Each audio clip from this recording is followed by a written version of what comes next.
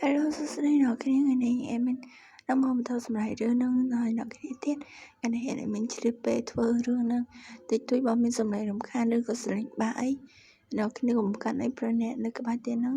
គេចាក់បាផឹកស៊ីចឹងអ្នកគ្នាគេផឹកស៊ីសឹងរងថ្ងៃចឹងហើយវាអាចនឹងមិនសូវជាមានសម្លេងរំខានតិចតួចណាមួយមកបងប្អូនជ្រើមួយមិននឹងយំទៀតនិយាយទៅពិបាកក្នុងការបញ្ចូលសម្លេងមានសម្លេងរំខានច្រើនកុំឲ្យសន្ទបាយចាំចូលសាច់រឿងយើងទាំងអស់គ្នាទៅណាអ្នកគ្នាយេឈៀវនេះជាស្លាកឈ្មោះរបស់អ្នកនេះជាការប្រឡងសមត្ថភាពការប្រឡងទេពកោសល្យនឹងត្រូវធ្វើឡើងក្នុងរយៈពេល1ខែទៀតល្អខ្ញុំឈ្មោះស៊ូឈី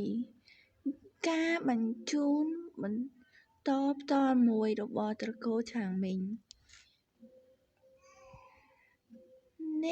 តើអ្នកជាមិត្តប្រុស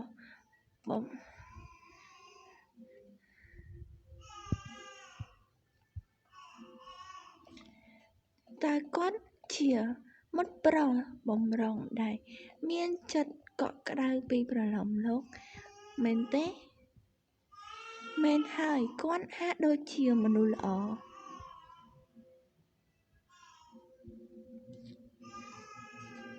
តើអ្នកយកសិស្សនេះមកពីណាខ្ញុំបានជួបនាង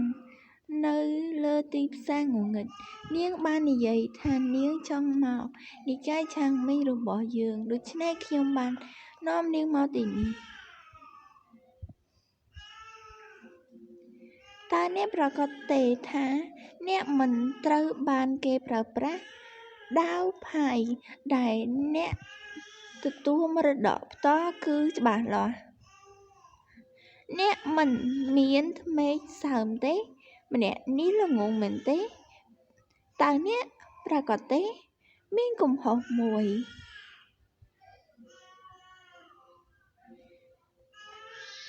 នេះឆ្លុះបញ្ចាំងពីផ្នែកងងឹតនៃបុគ្គលលក្ខណៈរបស់អ្នកមិនពិតទេ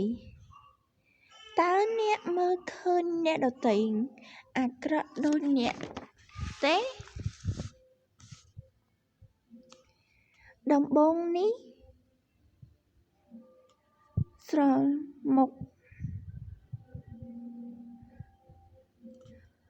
អ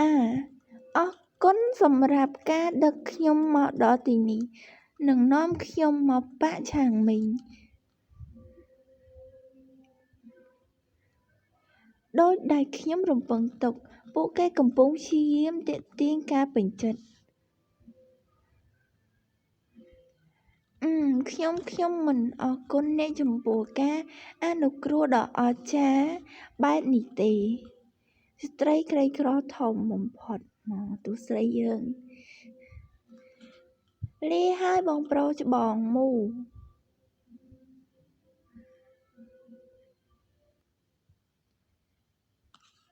ចាំបន្តិច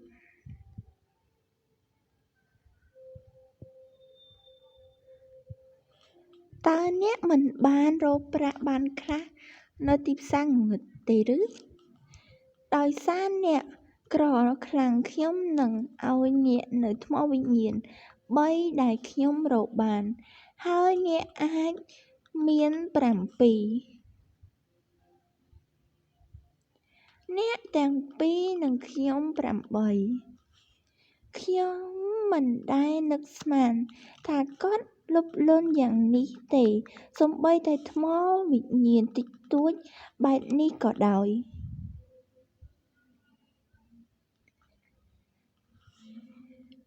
អ្នក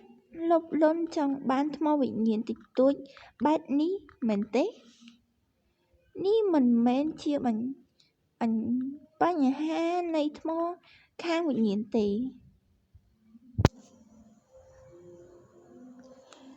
នេះជាឈាមរបស់ខ្ញុំ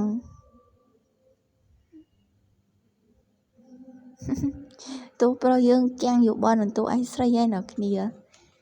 ភ្លេចវាចោលទៅខ្ញុំលែងចង់បានវាទៀតហើយ